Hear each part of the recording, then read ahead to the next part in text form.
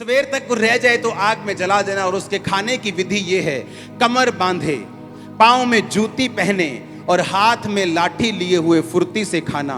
वह तो यहोवा का पर्व होगा, क्योंकि उस रात को मैं मिस्र देश के बीच में होकर जाऊंगा और मिस्र देश के क्या मनुष्य क्या पशु सबके पहलोठों को, यानी जो सबसे बड़े बच्चे होते हैं पहलोठा उन्हें बोलते हैं, उनको मारूंगा और मिस्र के सारे देवताओं को भी मैं दंड दूंगा। मैं यहोवा हूं।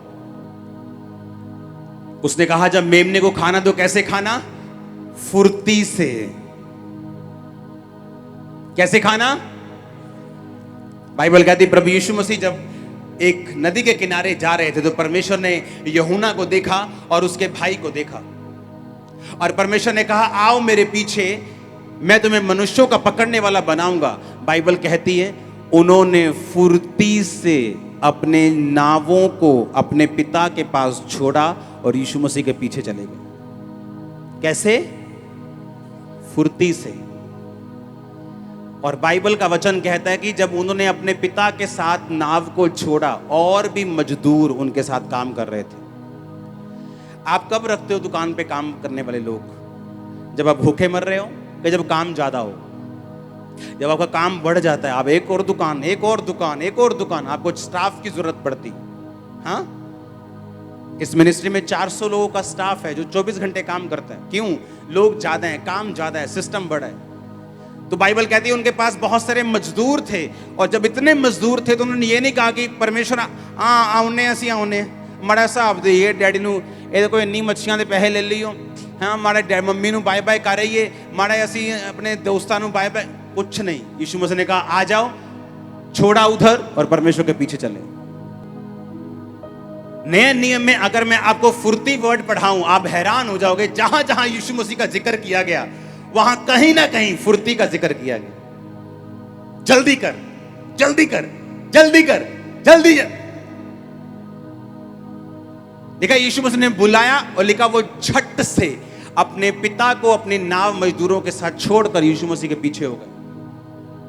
अब्राहम को जब दूत दिखाई दिए, बाइबल कहती वो सारा के तंबू में गया, उसने कहा फुर्ती कर, फुर्ती, फुलके बना, जल्दी सब्जी बना, इनको खिलानी है दूतों को। फुर्ती।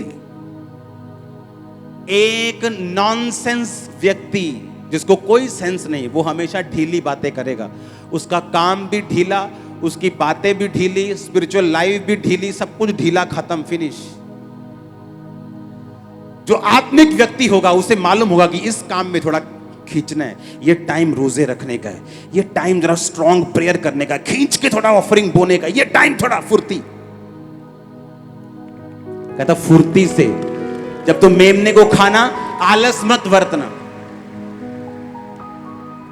इसे फुर्ती से खाना, ढिलाई मत बरतना, फुर्ती करना, डिसीजन लेने में देर मत लगाना, खुदा के लिए कुछ करने में देर मत लगाना, सोचना मत बार बार, और फुर्ती करना, पाप छोड़ने में फुर्ती करना, परमेश्वर के साथ मेल मिलाप करने में फुर्ती लेना, बपतिस्मा लेने में फुर्ती करना, झट से बपतिस्मा लेना, झट से तौबा कर लेना, झट से फुर्ती से खाना।